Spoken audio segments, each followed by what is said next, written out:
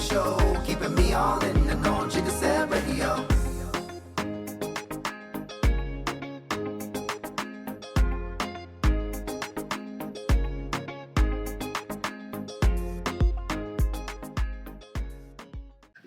Yo, welcome to another great episode of Jigga Set Radio. I'm here with a really good friend of mine, y'all. I had to fight to get her on this show, y'all. I had to fight. Y'all make some noise for Miss Nurse T. Make some noise. Yes. Now we're gonna help her through this, y'all, because she a little nervous, but I promise her that this is gonna be painless. So Nurse T, welcome to the show. Thank you, Jeremy, for having me. So let's just get into it. We want the world to know who you are. So tell the world who you are. Who is Nurse T? Nurse T is a retired nurse, now entrepreneur, vegan chef, author, educator,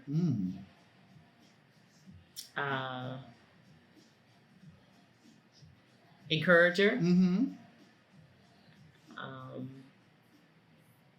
Yeah, that's who You're trying to find all these words, girl, but it makes up Tawana.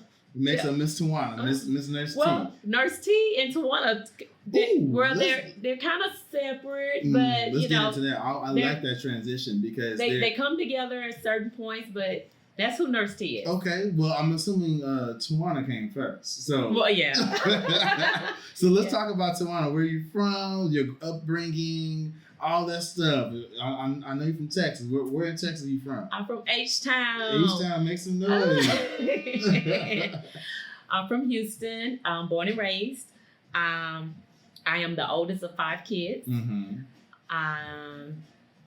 in Houston all my life until I graduated high school, and from there I went on to the military, Navy, and I began my career as a corpsman, hospital corpsman, medic to some people, and from there did 8 years in the Navy, got out and continued to pursue my education and career in nursing. Did that for about 20 years until I recently retired. Okay. Almost 3 years now.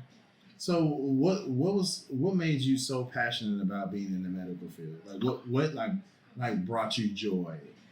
Helping people. Helping people, knowing that I can make a difference.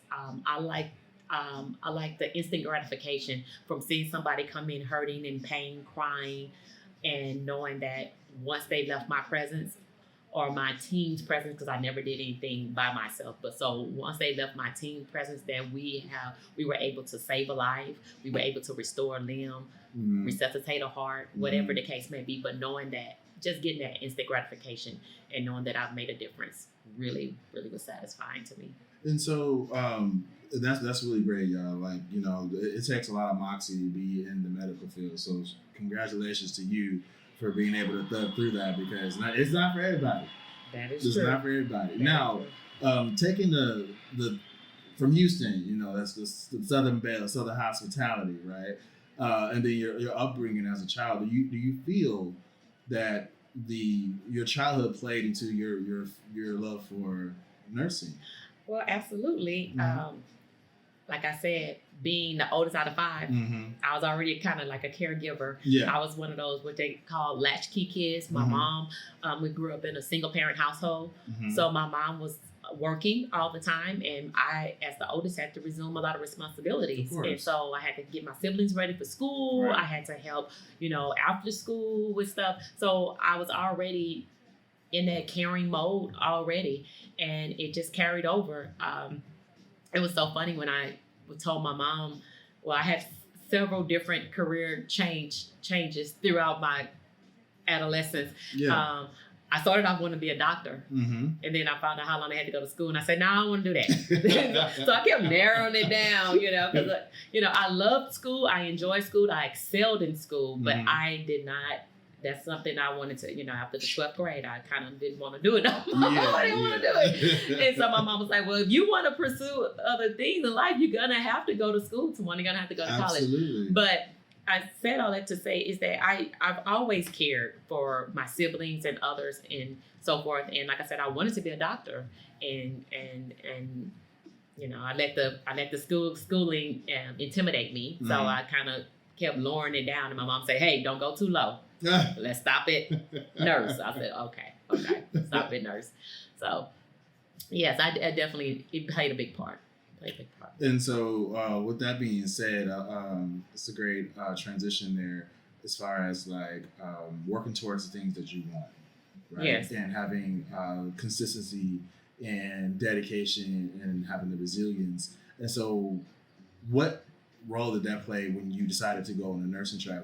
How important was that to have that? Oh my God. Very important. Yes. Well, for one, before 18, I joined the service. Mm-hmm. So from there, I learned more leadership skills. I learned how to be more independent, Mm-hmm. and I've learned and being responsible for me, Mm-hmm. and they taught me a lot of different skills that I will have for a lifetime. But carrying that, starting off in the military and having that, and I was in the medical field there. Like I say, I wasn't per se a nurse. I was a surgical tech. Actually, I worked in the OR, and so having that,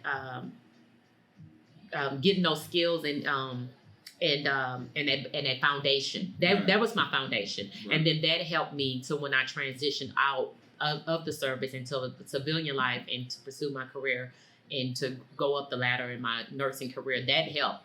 That foundation with the military. Provided that structure. That foundation. Yes. And so those are all great areas to pull from as you transition into being a nurse, because like you said, you had the foundation from the military. Yes. And then you had your upbringing, just being that caregiver for your siblings. Mm-hmm. And when you got into the nursing field, this is a two-pronged question here. What was the most rewarding part, like the highest moment you had, like you felt like, I'm glad I chose this profession? And then what was like one of your days like, I'm just this took a toll on me emotionally? Well, so the one that it's so many instances where I felt this feeling where it was like, oh my God, this is what I was made to do. It started off. It would start off as just me walking into a patient's room and they're down, and my personality and me going in there, and my patients, they would laugh at me. They's like, "Were you in the military?" This was after the service. They like, "Were you in the military?" Because I will be on them, like, wake up, get up. Why you looking down? Let's talk about it. And it's just like I was able to be me. Mm-hmm. Like I was able to. I wasn't, using a prompter, or I wasn't using a script. I was able to be me. Yeah. And I was able to pull something out of them, whether they were depressed, whether they were sad, what they were going through. And I didn't know it at the time, but hindsight, looking back, I was dropping little nuggets and ministering to them then, and didn't even know it. Like, I would go into my patient's room and they would be sad or crying, and next thing I know, we laughing, we talking about their kids, talking about all these different things, and that was one of the things where I was just like, man, this feels good to be able to. Now I wouldn't administer medication. I listened to their heart, right? Different things. I was listening to their heart and different things like this, but just having a conversation. Sometimes people just want you to listen to them, or they just want to talk, or they just want to. So having that, but then also on the flip side is when I'm in the operating room, or I'm in the room where a person comes in and they having a heart attack, and we don't know if they're gonna live or die. They don't know if they're gonna live and die. And then at the end of us all coming together, working as a team to restore them and to get their heart back functioning right and get everything, and to be able to talk to them after the fact. Now that is rewarding. Yeah. It's just like, oh my God, this person's life was in our hands, and we were able to, help them to survive. Like, they could live to see another day, to be with their family and their loved ones. So those are the things that made me feel like, oh God, this is so. Thank you for allowing me to experience this and be an intricate part of these people's lives. Yeah. Now, on the flip side of that, where I've had some days where I've cried, and that's when we've lost a life. we do the best we can, and but to see someone lose their life and right before your eyes, that did something. That did something to me. Yeah. That so you have your highs and you have your lows, and that losing my first patient was my low. Yeah, ebbs and flows of life. Yeah. And especially in the medical field, and I can only imagine the people, especially the ones that do during COVID. The ones that were like on the front lines and not getting sleep, risking their lives. I can't imagine. And a lot of my fellow friends and coworkers were out there, and I wholeheartedly commend them and thank God I didn't as far as I know lose any of my friends, but they were very courageous going out there and doing that. Absolutely. Yeah. But when you have that passion and you have that drive to help people, you kind of put that aside. Just like going to war, you know that it's a possibility you might have to go fight and you'll be on the front line and you might just not make it back home. But when you're driven.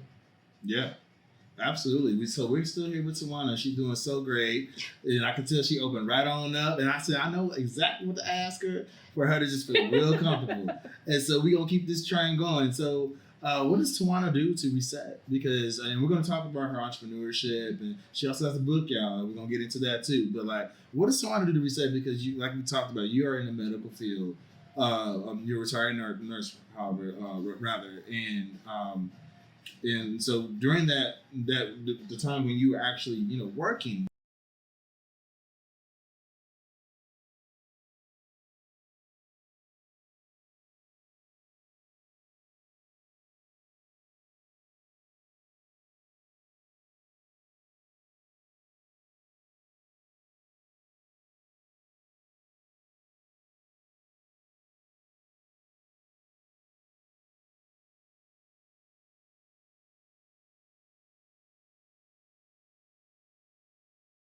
What were you doing to reset? And then then versus now, what do you do to reset? Is it the same process? Has it evolved as you got to learn yourself a little bit more? Because your lifestyle is not even the same. Yeah. And so what were you doing initially to reset from? Partying. Partying with my friends. You were one of them, but partying. I love live music, dancing, brunching. Oh my gosh. I love being around people. I come alive around people and my friends especially. And my mom, I think it's just instilled in her children. We never meet a stranger. We'll talk to a tree stump. And so just being out amongst people, especially after working and being in the hospital all the time with sick patients and so forth, just being out with my friends and stuff would just really make me come alive. Yeah. And so that's what I used to do to unwind. What I do to unwind now or, kind of like the same thing. I don't do as much partying anymore. Being an entrepreneur now, I have to force myself to make time for myself. Oh, absolutely. And it's crazy because even as an entrepreneur, when I force myself to make time, I feel like I'm being selfish. You need to be doing something for the business. How dare you sit here and watch nothing on TV or, just sit here and let the TV play. Because sometimes I just sit there and my mind's still going. Yeah. But I still like to listen to live music. I still like to listen to party, but I'm just a little bit more low key with it now. But I go. I love to be outside. I love nature, so I love walking. I love bowling. But again, it's very healthy. It's very healthy to have a relationship and be comfortable by yourself. Yeah. But it's very healthy to have a very strong net type support group. And I definitely have that. I've always had that. I'm very thankful for that. And so they keep me grounded. And if they don't hear from me, they're like, hey, we ain't heard from you. What's going on? Let's get out. Let's go somewhere. Let's go have lunch or dinner or let's go see a movie. And so I allow myself that time now. Yeah, that's to do good. Those things to just kind of reset. Yeah. So we during your rebuttal, your answer, you mentioned the things that you used to do versus the things you do now. So are we referring to a lifestyle change? Yes. So let's talk about that. Let's talk about that. And that's going to open up a whole floodgate for her. When we first met, Lord, how long has it been now? Ooh. Over 6 years. Yeah. I know that for sure. Yeah, and so when I first met Nurse T, that was a different Nurse T. That was the 1.0.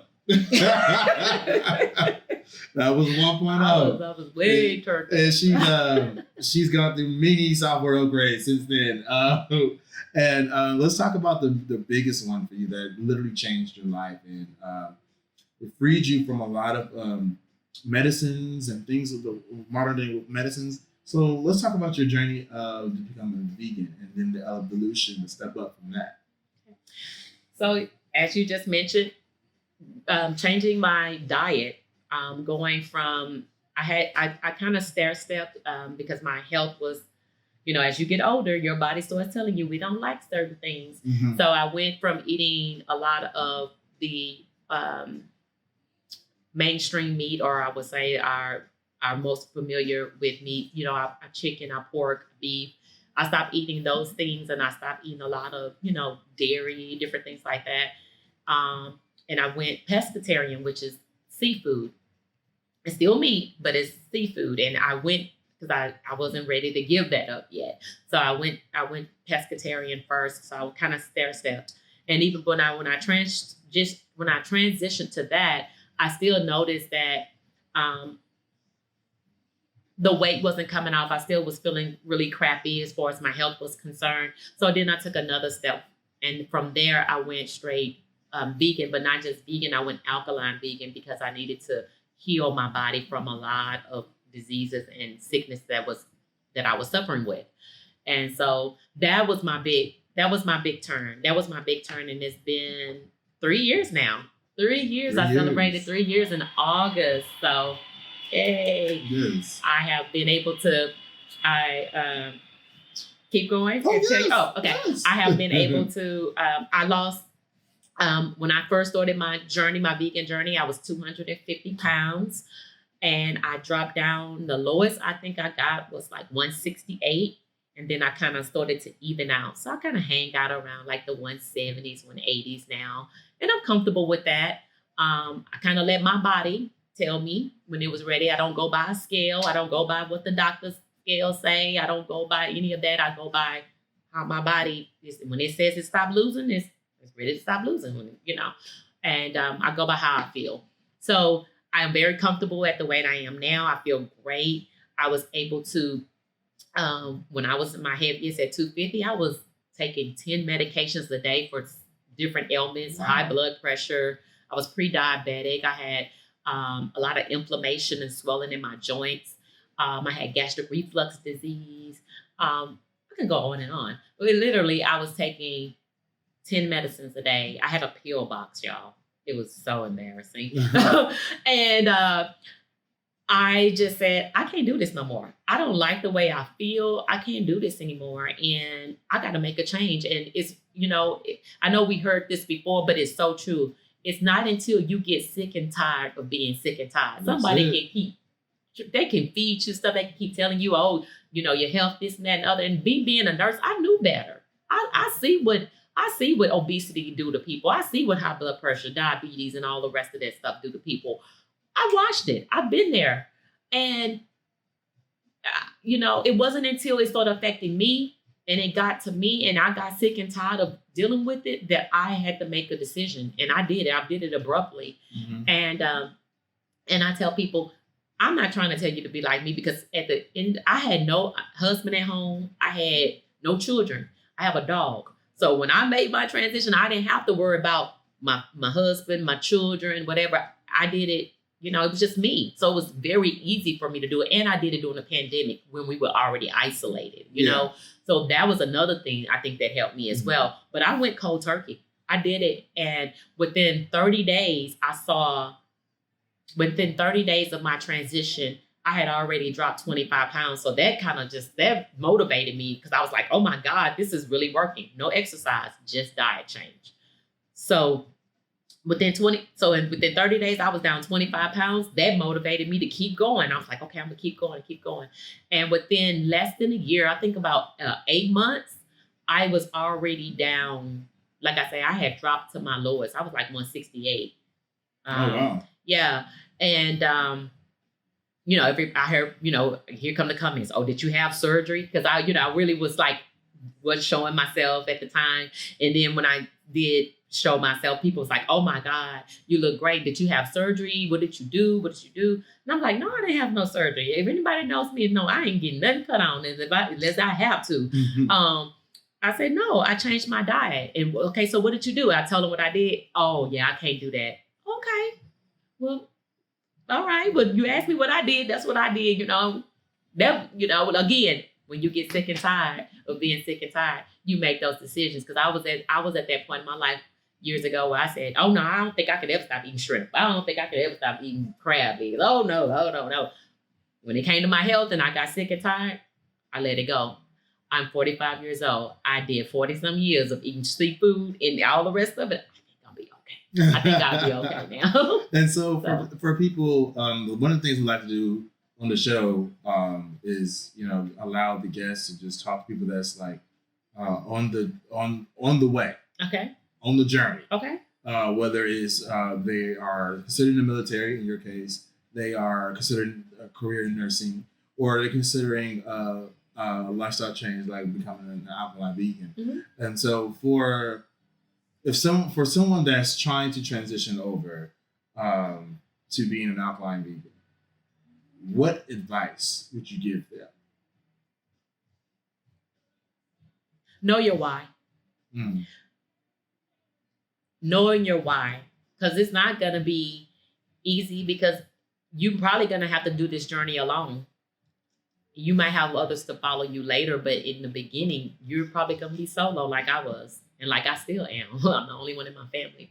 And but knowing my why is what kept me going and what keeps me going. Right. Knowing what I didn't want, how I didn't want to feel anymore, how I didn't want to look anymore. And please don't take this the wrong way, but learning how to love myself and truly love myself, and learning what harmed me and caused me harm and what I don't want to harm me anymore. Exactly. I had to let go. Exactly. And so that would be the main thing I would tell anybody, even whether it's becoming military, nursing, transition to a vegan lifestyle. Know your why, because once you know your why, it don't matter. Mm-hmm. You're gonna have oppositions, you're gonna have challenges that's gonna come. You're gonna have days where you ain't gonna feel like it. You're gonna smell that hamburger and be like, And if you do eat it, okay, fine. There's no condemnation. So what? Okay. You get a do-over. You get a do-over. Every time we wake up in the morning, we get breath in our body again, we get a do-over.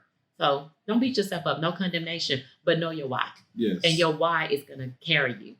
And so I told you she got a book, and I wanted to ask, how much is this offered in your book for people that are trying to transition? What kind of stuff do you offer in your book? And go ahead and hold it up for Camry. This is the book that she have, y'all. This is what she has. Y'all make some noise for her, because it ain't easy writing the book. I'm in the process of writing my own as well. So it ain't easy. So tell us about the book. So Alkaline Now What? And it's successful tips on how to transition to an alkaline lifestyle. And it tells you a little bit about my journey. I definitely give credit to Dr. Sebi, which it was his concept. It was him that formulated the alkaline diet.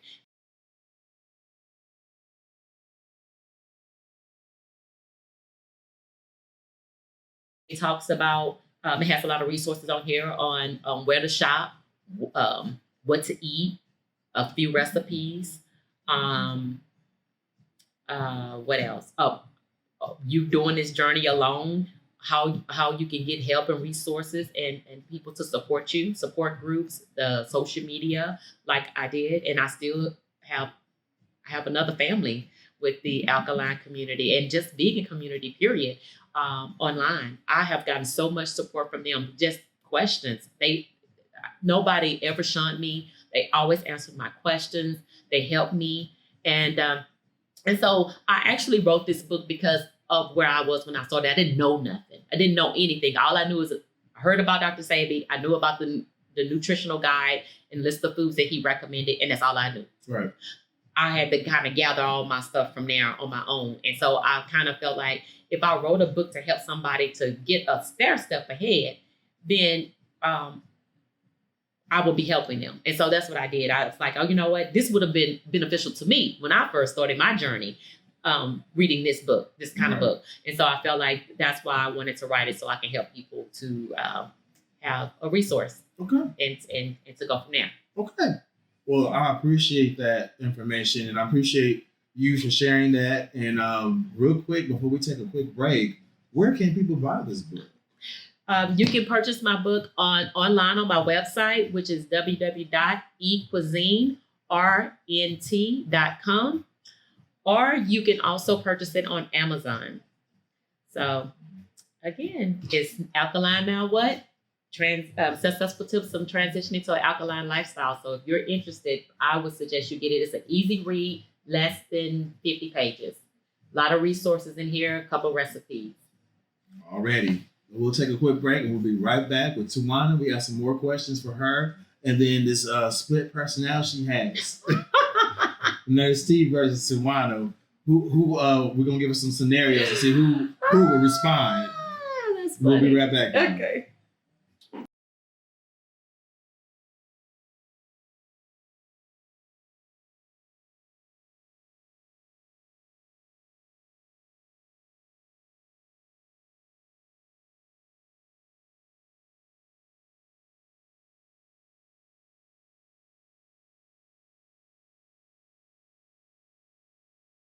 A lot of nuggets for individuals that's looking to get into the vegan lifestyle, the alkaline vegan lifestyle, that, and then just being able to talk through like why she's so passionate, where she gets her passion, her drive, her courageousness. She talked about all that in the first half. Now we're gonna get into some other stuff. We're gonna talk about her other shift that she did in her life, and this is her entrepreneurship. And so, well, let's talk through that. Like, how was that transition? You went from, like I said, you went from having a militant background lifestyle with that, and then you went to being a nurse, and then you said, "I'm giving it up." What made you give it up? God. I still laugh about where I am now, because if it was left up to Tawana, I would have been like, nah. You would have told me 3 years ago, oh, girl, you're going to be a chef. You're going to be a vegan chef at that. No meat. You're going to be planting stuff in your yard. You're going to be serving people all over the United States. You're going to be doing this and that. I would have laughed at you and told you out of your mind. No, absolutely not. I thought that my career was going to be, I was going to nurse until, nurse in the hospitals until, climb up the ladder. Because I went and got my graduate degree at UTA Arlington, and I thought I was going to be a professor, later on in life. I would not have ever pictured this for myself, but here we go. Yeah. And, hey, I have let God take the reins of my life, and this is the journey He wants me on, to be able to spread the knowledge and the information that I received by transitioning, not only by what I ate, but it changed my whole life, health-wise, mental, my mindset, changed my circle of friends. It changed everything for me, and that's why I tell people, don't do this to lose 50 pounds, 60 pounds, 100 pounds. You're trying to go on your birthday trip, trying to get ready for your honeymoon. Don't. This is not that. This is a lifestyle change. Yes. This is a journey. Also, it's a journey and it's a lifestyle change. This is not a quick fix. If this is what you're looking for as far as a quick fix, this is not for you. But if you want to change your life completely, then this is definitely for you. Absolutely. So you mentioned that your friendships have changed, and on many of the podcasts I've done here on JSR, we talked about the woes of entrepreneurship, and how we have to essentially have a big backbone, and because essentially when we decide to go over to being a full-time entrepreneur, like it's not like a 9 to 5. We don't have a safety net anymore. Mm-mm. You cut those strings, and because you said, I'm trusting the process, I'm trusting God, whatever you putting that energy into, you're trusting it, and you going full steam ahead. Right. In most cases. And Right. so for you had multiple iterations of changes. Mm-hmm. Let's put that in perspective. Mm-hmm. You were changing your lifestyle, converting over to an alkaline vegan. Mm-hmm. And then you also decided to take that leap and become an entrepreneur. Mm-hmm. What does mental balance look like in that? Because that's a buy one, get one. Okay, that's a bug up. So like, what did that look like for you as far as mentally? Because you were trying to figure it out on this side, alkaline vegan side, and you were also trying to figure it out as a brand new entrepreneur. You just knew that you had a vision in mind, and you just wanted to help people. Like every single thing you've done up until this moment, you said at the core, the why, I want to help people. What did that look like for you? Well, the transition came out of nowhere during COVID, and I said, oh my God, if this is what changing my lifestyle and changing my diet has done for me, because it not only made my dress size smaller, my pant size smaller, but it changed the way I thought about myself. It took my self-esteem from here to here.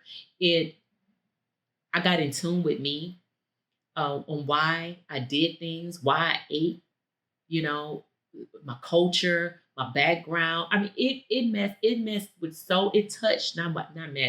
touched so many different aspects of my life that I didn't even realize. Because I thought, oh, it's just my diet changing. Right. No, it's your whole outlook on life. It's everything that changed. And I just felt like this was so powerful for me. I have got to help other people. So immediately the nurse in me, that core that was in me from a childhood on up, I said, what? I got to help other people. I got to spread this. I got to share this with other people. Mm-hmm. And so that launched me into entrepreneurship. Went in it blind, still feel like I'm blind, but thankful for friends like Jeremy. Like Jeremy has been oh my God, you have done so much. You don't even realize, I don't think, how much you've done for me, but just helping me, giving me that guide when I was like, okay, what do I need to do now? How do I get started? What did I do? Oh my God, let's not talk about the website. The website by itself almost took me out of here. But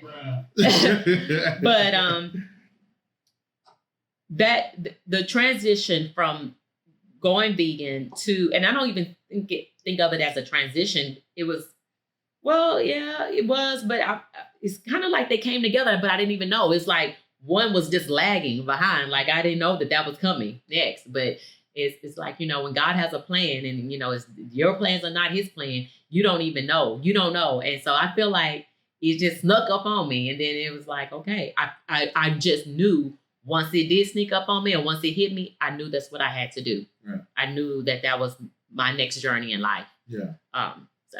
Okay. So sneaking up on you. We're not talking about no drinks, y'all. We're talking about just life be life. Yes. You have to make decisions. Ooh, yeah. And in your journey as an entrepreneur, you also face new experiences, new challenges you've never faced before. And so again, talking to the audience, the people that's watching this video podcast and listening to it audibly through the other sources, when you start out as a new entrepreneur, what can you say to help prepare someone for the various ebbs and flows of the entrepreneurship? Some things you're not going to be able to prepare for. Mm-hmm. But what I have learned, and I'm still learning, there's going to be good days, bad days. There's going to be times when you're low and times when you're high. You're going to have times where you just like, money raining. And then it's going to be like a drought. And I've had those. And my first year, I've cried. I have asked God. I know he got tired of me asking him, are you sure? Are you sure? Like, I need you to show me a sign from heaven. Like, I wanted lightning bolts to fall down. I mean, I was like, are you sure? I mean, I was like, because, I can go back to nursing now, that. That was a for sure paycheck into it, and God just kept reconfirming. And I had to start looking, okay, this is a journey to it's unfamiliar territory. Mm-hmm. It's definitely different from, what you've been knowing all your life from, 18 on up as far as nursing. I know that some of that stuff I knew that like the back of my hand, I ain't had nobody to have to, but this was just, when I say vulnerability, just like all the walls coming down and you just being exposed, the light is on you. And it's just like, it's a growth. It's a, I can't even, man. As you said, life be lifing. And this being an entrepreneur has really grown me up a little bit more than I thought I was. Yeah. And like I say, it's still not done. It's a journey. It is truly a journey. Mm-hmm. Life is a journey. Different things we go through is a journey. Different streets and avenues we take is a journey. This is definitely another journey for me, and it's caused me to grow in all the areas of my life. Mm-hmm. But I would say, enjoy the journey. Don't be hard on yourself. You're gonna make mistakes. Things are gonna happen. You're gonna have good days, gonna have bad days. You're going to cry. That's okay. Get your cry it, Get it out, and then wipe your face and put on your big boy, girl panties, and let's go. Mm-hmm. We gotta dust ourselves off, and you're gonna have lots of times like that. You're gonna have lots of times. But I'm gonna go back to what I said before: knowing your why, having God confirm for me over and over again. But having God confirm for me, this is the journey I want you on. This is where I have you now. Mm-hmm. Okay, that season of your life is over, and it really isn't over because I still do nursing over here on this side. I still do it. Yeah, I still do it. It's just in a different scene, a different scenery. But I would just say, know your why. Don't give up. Don't be hard on yourself, and enjoy the journey. Don't be so in a rush to get ahead of the journey. Don't be so fast to want to jump ahead, because in every part of the journey, there's a life lesson to be learned that's going to help you to be successful in the next part.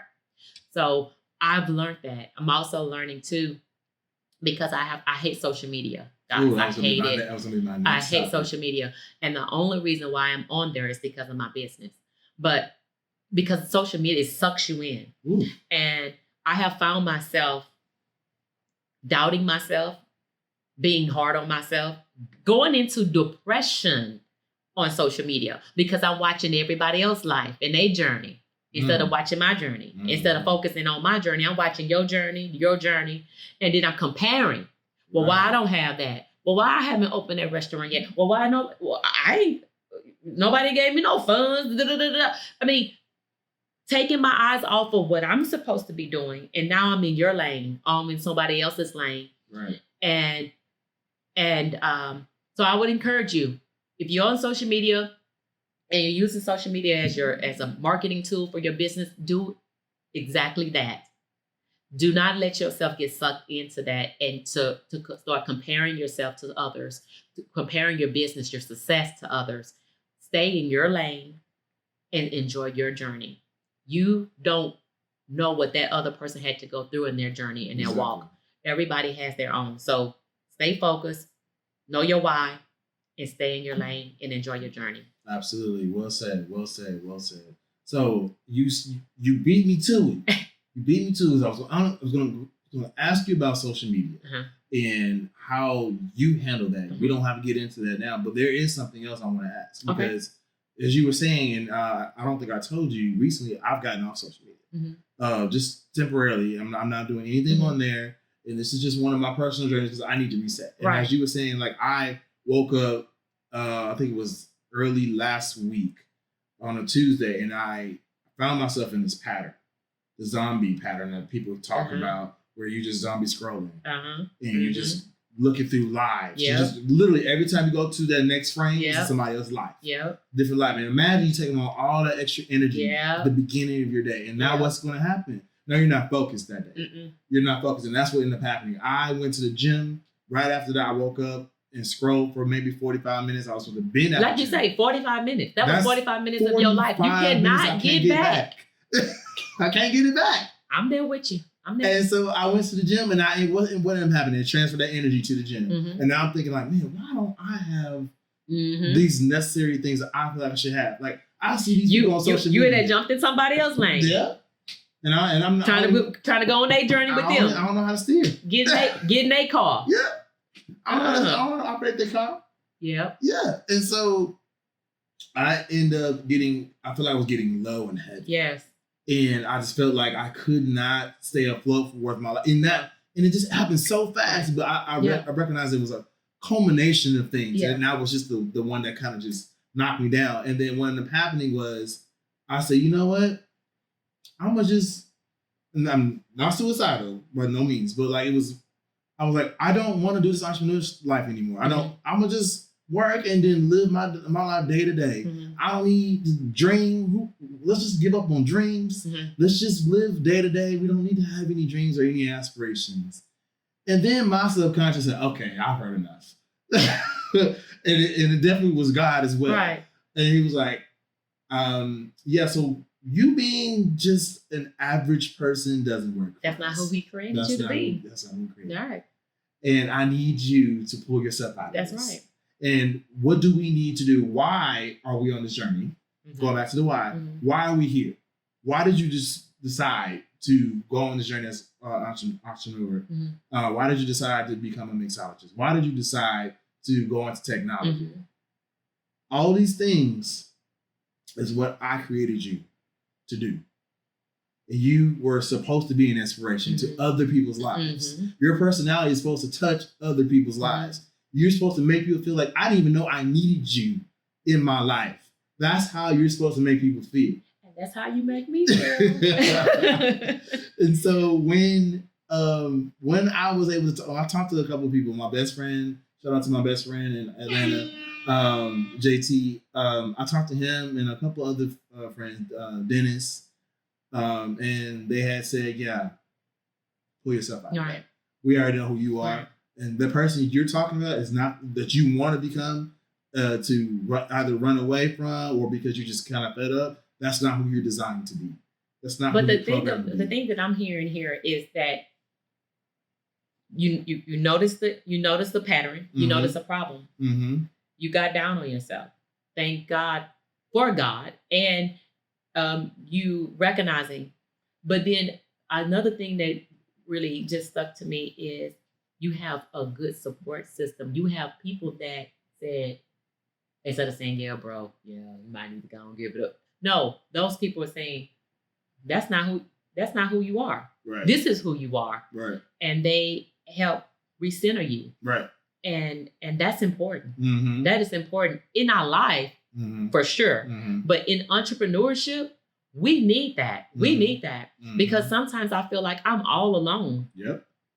I'm already on this vegan journey alone. Right. I don't have my family. I mean, They support you, but they support me. No, let me back that up. Yeah. They support me 100% from the jump. They have always, any events I do, you talking about marketing, my mom will market the crap out of something. Okay. She supports me. But they say, oh, you look so nice. Oh, we so glad that you don't have to take your medication. Oh, we so glad this and that and other. But that's as far as they go. And I'm not judging them because you know what?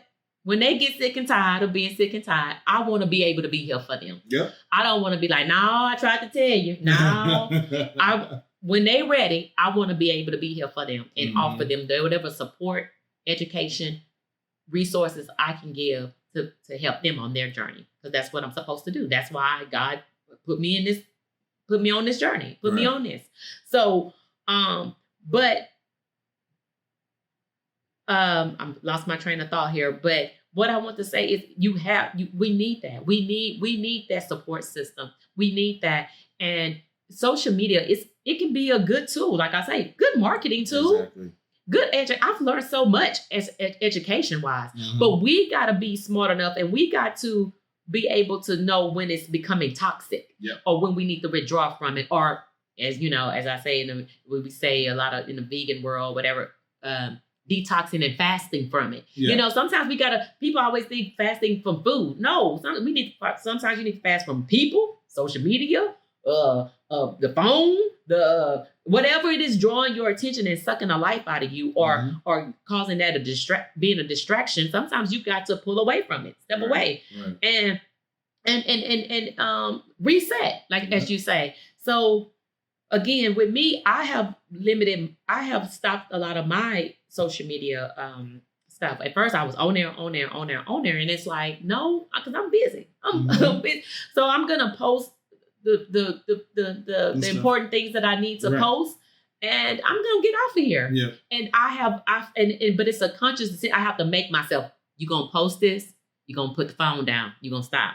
Because before we know it, like you say, 45 minutes you had woke up. You was supposed to be at the gym. 45 minutes of your life you done spent scrolling in somebody else's lane, in somebody else's life. Some of that stuff ain't even real anyway. And you done changed your whole mindset to where you was ready to throw in the towel and give up. So,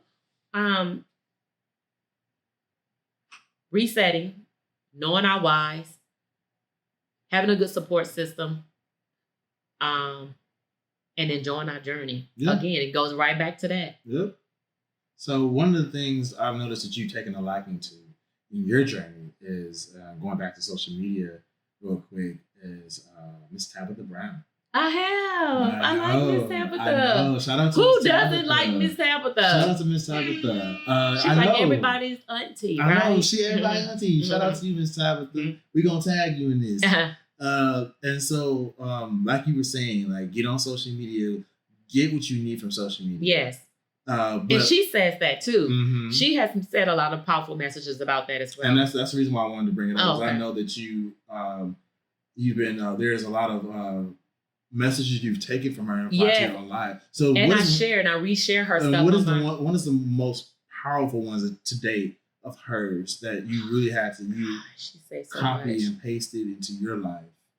And then like, you know what, that hit me. And you said she says a lot of things. But I'm pretty sure there was like something that like, you know, was like, you know what? Today I'm making this change. Ooh, man, that's a hard one. That's a hard one because she be dropping some nuggets. Yes, she does. And God really truly uses her. Let's do this. Go ahead. Let's do this, okay? Miss Tabitha Brown. So you and her have become more spiritual when you went through your journey. You've become personally, I know, more connected to God. And Tabitha is on that same tangent. Yes. And so what are the things that you just say that this journey as an entrepreneur, vegan, alkaline vegan, like what do you say has of those two things that's put you close to him? Because you've known of being God over the years. I grew up in church, and I different mindset though back then. Always feeling like you had to do something for God to do something. He's gonna be mad at you if you don't do this, or you know, he's not gonna do this for you, or you know, I gotta be perfect.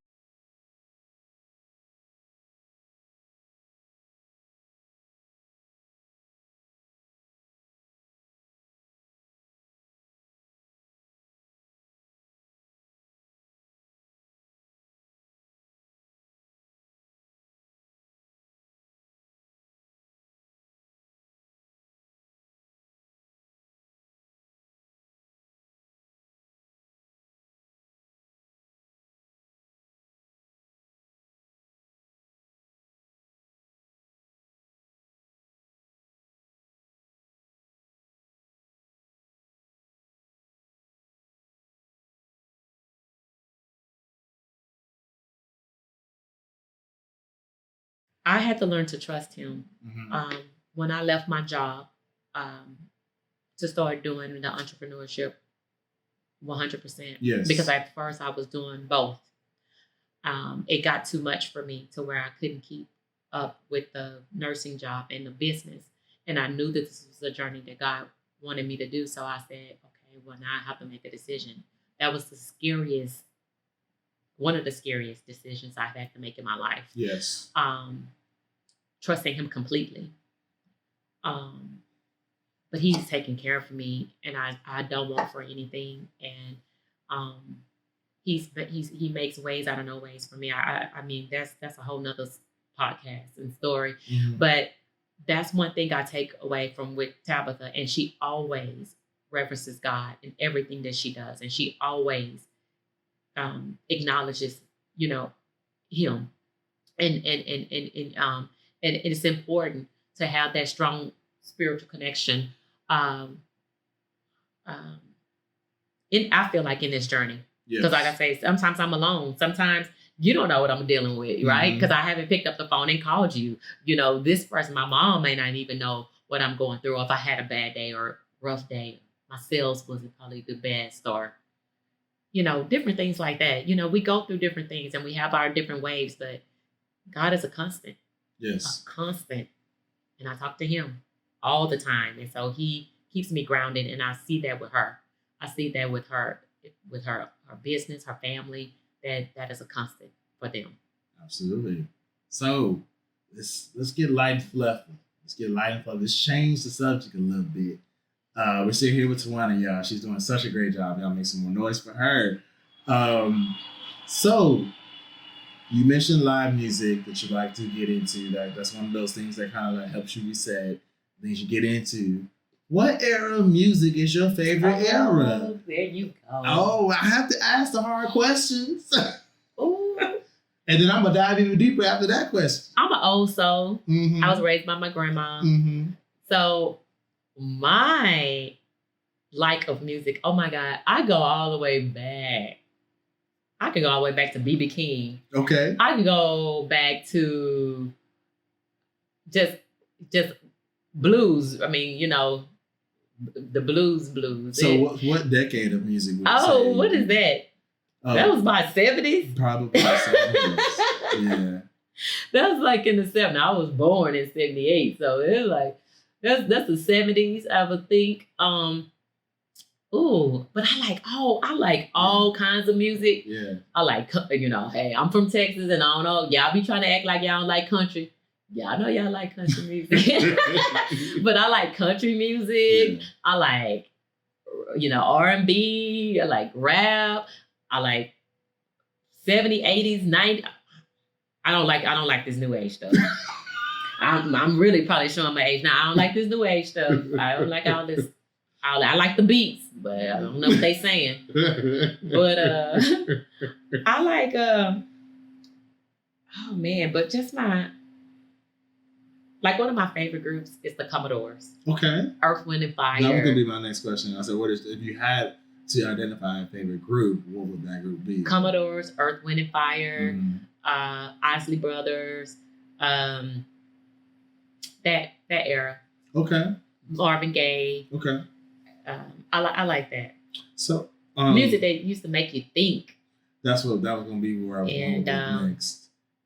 Yeah. When you think about when you grew up with that era of music, and you think about how it made you feel, and then you think about life then, how often do you transcend and just kind of zen out and go back to those times were simpler? Ooh. I go all the way back to my bedroom when I was in school and used to be having the nerve to say, I can't wait till I get grown. Baby. And then when you didn't even know. Didn't know nothing about no life. And then life was going to life me up. But I tell my mom all the time, I say, all we had to do was just make good grades and do what you told us to do and keep our room clean. And you fed us, you put a roof over our head. We had to worry about the light bill, the water bill, the phone bill. We had to worry about no bills. Salome. Oh my God. All the other folk that you don't even, ooh. Yes. Going back to simpler times, but that music, when I listen to that kind of music, it makes me happy. It makes me smile. And even though I didn't even know then when I was liking the music, to even realize that like Marvin Gaye now was actually thinking about what they were going through in their time and so forth. Um, but the songs just, I don't know, they, I don't know. They won't referencing that group. They will beyond their time. Right. And even what that song, "What's Going On," isn't that by Marvin Gaye? Yeah, and so like even now, if you apply that, oh man, to that then to now, it's relevant. Yeah. Those are timeless songs. Yeah, but that might not make you smile. If you really look at what's going on. Oh no. But yeah, I like all types of music, but I think the 70s, some of the 80s, yeah, it's definitely my favorite. Okay. And I so like the 90s too. Yeah, I could tell you were playing 90s earlier. I don't know what happened to the music, but we're gonna get it back on in a sec. But okay, so when we talk about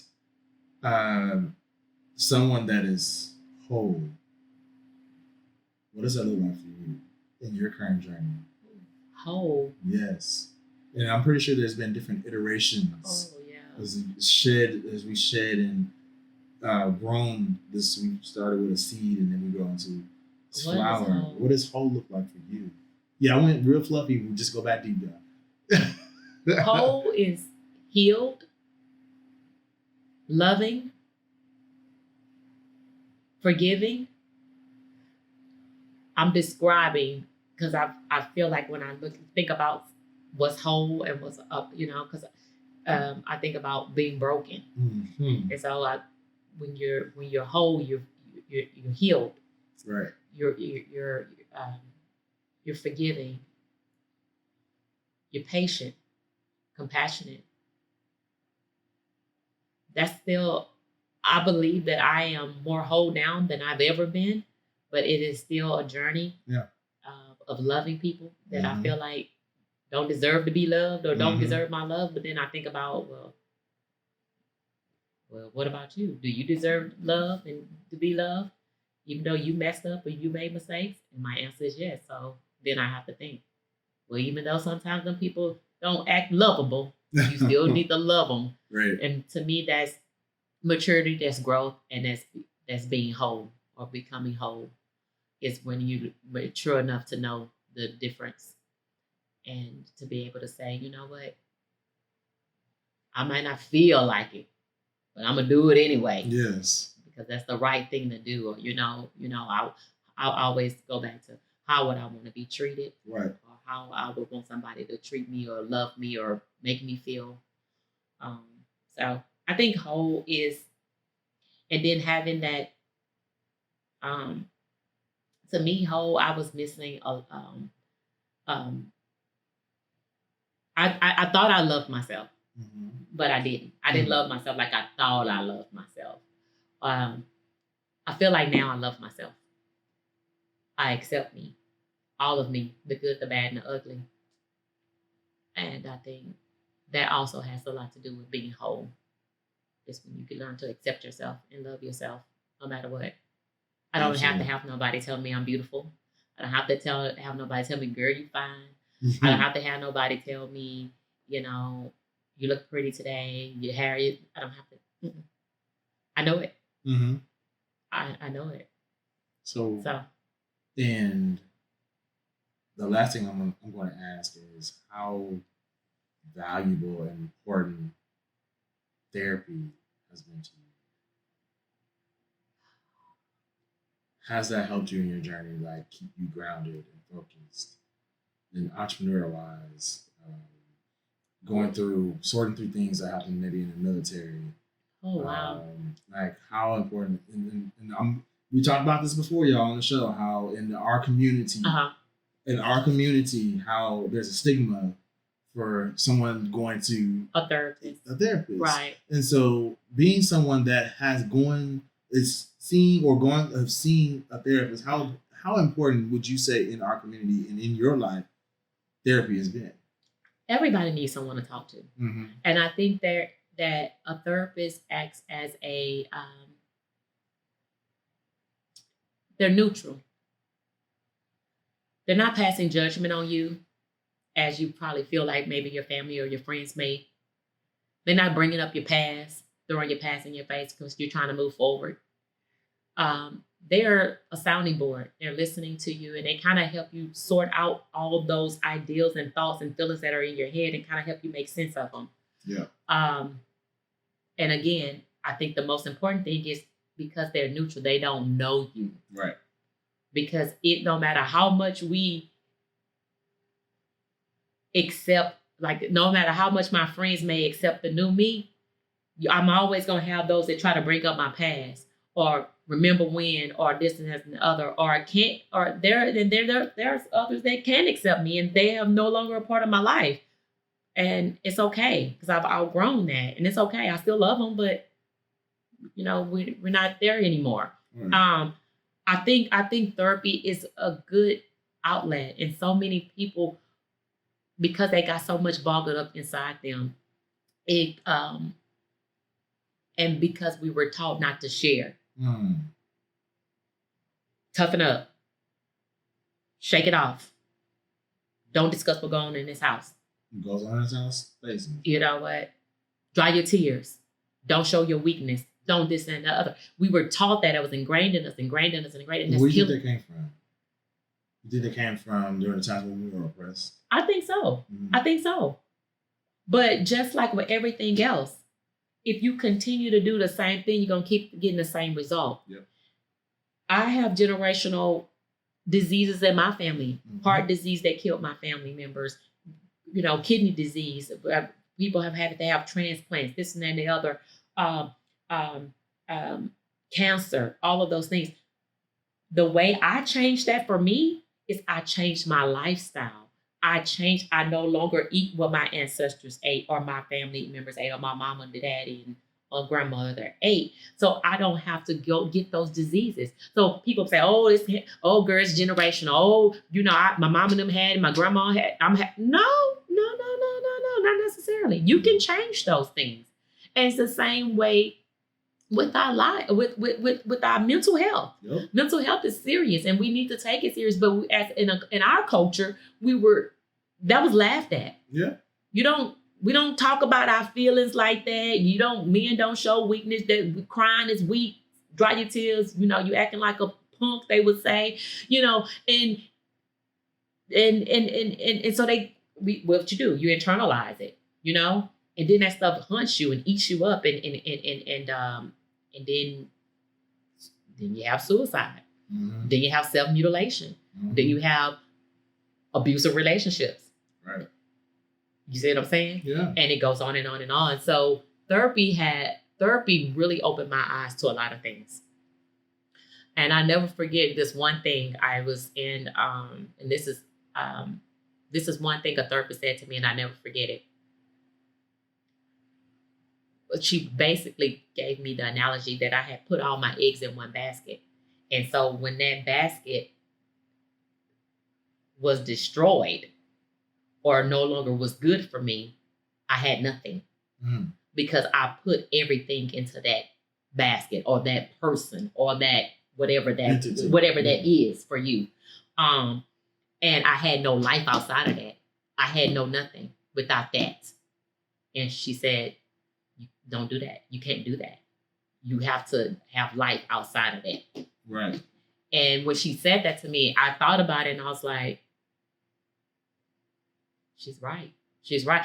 And again, it wasn't something that wasn't in me, but she helped bring it out. Yep. She helped me realize or helped me to see something that was already, that probably was in me, but it would have took me maybe longer to discover. Right. She helped me to discover that. So therapy is not bad at all. And I hate the stigma that therapy have on it. Therapy is not bad at all. And you don't have to go to a licensed professional, but you need I think it would be helpful to have a neutral person. Yeah. You know, that don't know you. They can't throw up your past. They can't keep remember when, blah, blah, blah, blah, you know.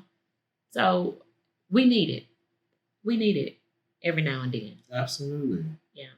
Yeah, and I'm so glad you were able to elaborate on how therapy has affected you and try to help course correct your life, put you back on the right track, revigorate you in Mhm. ways that you probably didn't think you could do Mhm. right away on your own. Mhm. And so I commend you for being vulnerable and sharing that. Thank Mhm. you. Y'all make some noise for her as we've reached the end of the podcast. And one of the things I want to ask for you to do, for one, can you tell everyone about your book again? Okay. Just show them the book and tell them where to get it from. So my book is called Alkaline Now What?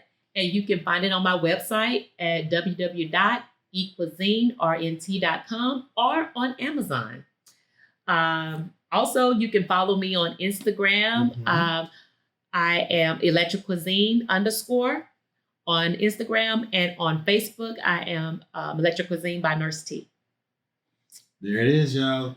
Thank you so much for coming on the show. We appreciate Thank you for having me. You will be back now that you know how this works with JSR. Yes. You know, we talk about real stuff, but it's a very casual conversation, and you know, and also in many points of the conversation, it can get real. Yes. And Yes. so, like, that's the life that we all live, and we need to acknowledge every facet of it as it comes along. So we thank you for coming on, and until next time, guys, I holla.